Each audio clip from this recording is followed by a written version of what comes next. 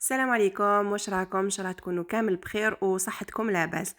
اليوم جيت نبارطاجي معكم وصفة القلب اللوز، الوصفة الأصلية الناجحة مليار بالمئة. وكما تعرفوا كامل القلب اللوز اذا ما جاش معلك ما يتسماش قلب اللوز، سموه واش تحبوا بصح ماهوش قلب اللوز. كاين بزاف وصفات اكسبريس يعطونا الشكل تاع القلب اللوز بصح ما نتحصلوش على التعليكه تاع الوصفه الاصليه. والوصفه الاصليه بزاف ناس يخافوها، يقولك تشد الوقت، فيها خدمه بزاف، لازم بيتخا، لازم هادي، لازم هادي. ما لازم حتى حاجه. ما عندكش بيتخا راح ينجح لك ويخرج لك معلك ما شاء الله. فيه استيوس وحده برك ديروها فيه وراح ينجح لكم وكامل راح تنجحوا فيه. ديروا ابوني للقناه، فعلوا الجرس باش يلحقكم اشعار بكامل وصفاتي. الجام وبارطاج لا فيديو ويلا نبداو. اول حاجه نبداو بها هي الشربات، نحطوها طيب ونلتهاو بلاباط تاعنا. لهنايا عندي 500 غرام تاع السكر عادي، وانا هنا السكر تاعيش مختولي بنتي بالمزهره، لو قلت نديرو في الشربات ونضيفوا عليه ريتلا ونص تاع الماء. نحطوهم فوق النار كي يبدا يغلي الماء تاعي، نحسب عليه 4 ساعه يعني 15 دقيقه بالتمام ونطفيو عليه. تقدروا تضيفوا معاه طرونشه تاع القارص، ولكن انايا فضلت نخليه غير نكهه المزهر. نروحوا للعجين تاعنا. انا لهنايا استعملت سميد عمور، خذيت كيلو من سميد عمور نصف خاشن، ماشي بيبليسيتي وانما ما لقيتش تاع الميزان الخاص بالقلب اللوز راه ناقص بزاف، حوست عند بليزيور ماغازان ما لقيتش. الو قلت نخدم بهدايا باش ندير لكم لاغوسات هاديه باسكو وقتها. مي سينو الى لقيتو الخاص بالقلب اللوز استعملوا هذاك احسن، بصح هذا يعني شوفوا كيفاش جاي خشين. وشنو ماشي خشين درجه السميد الخاص بالقلب اللوز، بصح كيف ينجح لكم به القلب اللوز يعطيكم نتيجه ما شاء الله، يعني ما راحش تندموا عليه. ضفت معاه 700 غرام تاع سكر عادي، نخلطهم هكذايا قسمه يعني يمتزجوا هذوك المكونين. ضفت هنايا قريصه تاع الملح باش تروح لنا هذيك السماطه تاع السميد. ولا هنايا ماشي شرط تقعدوا 5 دقائق ولا ربع ساعه، ولا كل واحد كيفاش يحكي لكم لازم تقعدوا تخلطوا في هذاك السميد مع السكر حتى يتجانسوا. لا انا ما خذتليش يا ربي نص دقيقه. نضيف معاه 80 غرام تاع السمن بارد يعني ذايب وبارد، ونبسس الخليط تاعي بهذه الطريقه. كيف ماشي شرط تقعدوا بزاف. بالنسبه ليا ماشي هذا هو المهم في القلب اللوز، هذه المرحله دقيقه نص دقيقه تكفي. ومن بعد نجيب كاس تاع ماء، خليط ما بين ماء وما زهر، ونشمخ الخليط تاعي بهذه الطريقه. حطيته على دفعتين هذاك الماء، نوزع هذاك الخليط تاع الماء، وانا كي شغل نحك هذاك الخليط تاع السميد ما بين يديا. كيف هذه المرحله ما تطولوش فيها، يسوفي كي تخلطوا هذا الخليط تاعكم حتى كي وين تتحصلوا على هذا القوام، يعني كي تلموا هذا العجين في يدكم تتشكل لكم كريه، وكي تفتحوها تعاود تتفتح. براسك سي لو ميم برينسيپ تاع المقروط كيما قلنا لا ديرنيير فوا في وصفه المقروط. كي تحصلوا على هذه النتيجه خلاص نحبسوا. فرغت الخليط تاعي في هاد الليان، انا استعملت هاد الليان باسكو عنده غطا يتغطى وما بليس ما راحش يشد لي بلاصه كبيره باسكو حيبه تحت الغد من داك. مي سينو تقدروا تخلوه في الجفنه تاعكم ولا في القصعه تاعكم، تغطوه بصاشي تاع النيلون وتخلوه حتى الغد من داك. وهاد العمليه اللي درتها كامل ما خذتليش يا ربي 5 دقائق. يعني اللي يقولوا لكم هذيك تاع تخلطوا السميد والسكر في 5 دقائق ولا في 10 دقائق ما كاش منها. هاد العمليه كامل اللي درتها انايا، خلطت السميد ودرت السمن وشمختو بالماء، ما خذتليش 5 دقائق. الماء تاع الشربات تاعي مازال ما لحقش ربع ساعه تاعو باش نطفي عليه، هذا وين بدا يغلي. دوك نغطي عليه ونخليه حتى الغد من داك نعاود نولي ليه. بعد ما بات الخليط تاعي حتى الغد من داك، هاولي كيفاش يولي شغل متشرب وناشف شويه. دوك نعاود نحطو في القصعه باش نخدم به. هنايا راني فرغته هنايا قدامكم، وراح تلقاو هنا السكر تاعكم كي شغل داب ديجا. شوفوا في هذاك الطبسي راه يبان كي شغل فيه عسيله لتحتها، يعني هذاك السكر داب كامل وتعسل. وهذا هو واش نحتاجو حنايا. هذا يعني كي بات مع مشمخ بالماء راح يتعسل هذاك الخليط تاعكم، وما راحش يقعد لكم السكر هكذاك حبيبات ويتحرق كي يطيب القلب اللوز. هذا واش نحتاجو هنايا. باغ كونطخ دوكا اليوم في هذه المرحله هنا اللي كاينه لاستيوس تاعنا. هنايا راح نعاود نجيب نص كاس تاع مزهر. تقدروا ديروا خليط ما بين ماء ومزهر، ولكن المزهر تاعنا كنت تعرفوا يعني ناقص شويه في الريحه تاعو. استعملت يعني خفيف، لو كان جا قاصح تاع تخدموا نص نص. مي لهنايا بيسك خفيف استعملت غير المزهر وحده.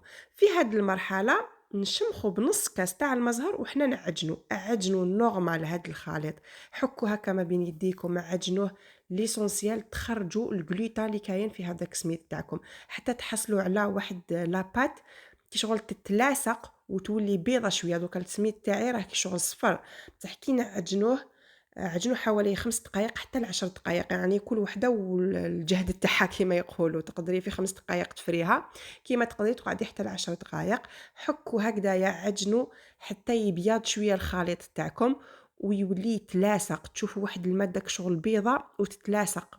فوالا كيما راكم تشوفوا فيها في يدي، شوفوا العجين كيفاش ولا شويه بيض، وشوفوا كيفاش راه يتلاصق، خرج واحد الماده ولا يتلاصق. هذا هو السر التعليكه تاع القلب اللوز الاصلي، كي تاكلوه تحسوه معلك في فمكم وبزاف بنين، يجي يعني قلب اللوز تاع الصح. هنا سيبو حبست الخدمه تاعي وقسمت العجين تاعي على زوج. انا علاش قسمته على زوج؟ هاد الكميه تاع كيلو طيبوها في سنيوه تاع 30 على 40 سنتيمتر، ولكن انا بيسك حنطيب في الكويزينيير، انا الكويزينيير طيب لي غير في الوسط ماشي في فور فونتيلي. الوغ قسمت الكميه تاعي على زوج سنيوات صغيورين، القطر تاعهم 30 سنتيمتر باش نتفادى يعني القلب اللوز تاعي يطيب لي غير في الوسط والاطراف يبقاو بيضاء هكذايا، راح يطيبوا لي على وجه واحد.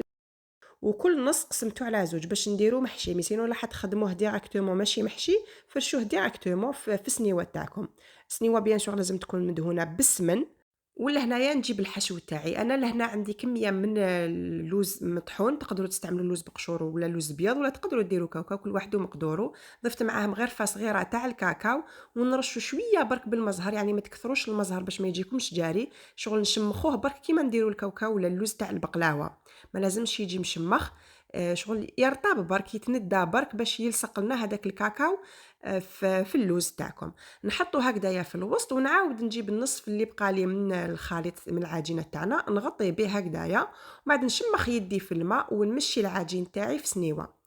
كي نمشي هكذايا في هاد السنيوه نعاود نجيب اون كوبات ونليسي كامل السطح تاع لاباط تاعي، ولا تقدروا الا ما عندكمش كوبات تقدروا تليسيوه بظهر تاع مغرفه، يعني تقلبوا المغرفه تاعكم وتليسيو الخليط هذاك بيان، ومن بعد تطراسيو هكذايا كي شغل الحبات تاع القلب اللوز تاعكم بلا ما تلحقوا لتحت، بيان سور نطراسيو برك، نرشقوا عليه حبات تاع اللوز ونعاودوا ندهنوه بسمن، ومن بعد ندخلوه يطيب في فور يكون مسخن من قبل على درجة حرارة 200. نحطوه في الوسط، يعني ما نقربوهش للنار وما نبعدوهش بزاف عليها. في الكويزينير نحطوه في النص، نخلوه يعني يطيب حوالي 30 دقيقة حتى نشوفوا الأطراف تاع السنيوة تاعنا كشغل حمار وخذاو لون الشباب. ومن بعد نعاودوا نخرجوا السنيوة تاعنا، نعاودوا ندهنوها بسمن ونعاودوا ندخلوها نشعلوا لها هاد المرة من الفوق حتى تاخذ هاد التحميرة الشابة. كل واحد واللون اللي يحبه، كاين اللي يحب القلب اللوز تاعو يكون صفر شوية، وكاين اللي يحبوه هكذايا ياخذ لون شويه فونسي. ولا هنايا مباشره بعد ما نخرجوه من الفوق تاعنا نشربوه بالشربات هذيك، بعد ما نكونوا ضفنا لها نص كاس ما زهر، وشربات تاعنا كنا حضرناها نهار من قبل، يعني راهي بارده والقلب اللوز تاعكم يكون سخون. الكميه اللي درتها راح تكفي لكم كما قلت لكم، هذه الكميه تاع كيلو تاع السميد، يعني انا قسمت الكميه هذه على زوج سنيوات كيما هادوما. نشربوا هكذا، هو راه يتشرب، حنا نفرغوه هو راه يتشرب، نعاود نطراسي الحبات تاع القلب اللوز تاعي باش يتشرب بيان، حنا نفرغوه وهو يتشرب حتى كي نلحقوا لهاد المرحله يبقى كي شغل يعوم من الفوق كميه تاع الشربات، نخلوه يزيد يتشربها بالعقل، ومن بعد كي يزيد يتشربها نزيدوا له شويه تانيت ونخلوه يقعد يتشرب هذيك الكميه الاخيره من الشربات حوالي 6 سوايع، يعني اقل شيء يقعد 6 سوايع باش نقطعوه، باش كي تقطعوه ما كيما نقولوا ما يتفركت لكمش هذاك القلب اللوز، كي تقطعوه يقعد شايد لا فورم تاعو وما يتفتحش ما يتزربعش كيما نقولوا، يقعد قلب اللوز ما شاء الله. وبالنسبه يعني كملاحظه اخيره بالنسبه لهذيك اللمعه اللي شفتوها معايا في بدايه الفيديو، ماشي شربات اللي تقعد تلمع هكاك، باسكو الشربات قد ما ديروا راح تحبط للتحت بيسك شربات خفيفه ماهيش ثقيله، وانما هاد اللمعه تقدروا تتحصلوا عليها بلا جولي، ديروا شويه تاع لا جولي ودهنوا من الفوق الا حبيتوا يقعد لكم هكذايا يلمع وشباب، مي سينو تقدروا غير بالشربات يكفي. ليسونسيال البنه تاعو ما شاء الله، والتعليكه ما نحكي لكمش عليها، قلب اللوز وعليه الكلام. نتمنى تجربوا هذه الوصفه وتنال اعجابكم، واللي جربتها تخلي لي تطبيق تاعها في صفحه فيسبوك مطبخ اذواق فرح. ما بقى لي غير نقول لكم شهيتكم في الجنات، هلاو في رواحكم وسلام.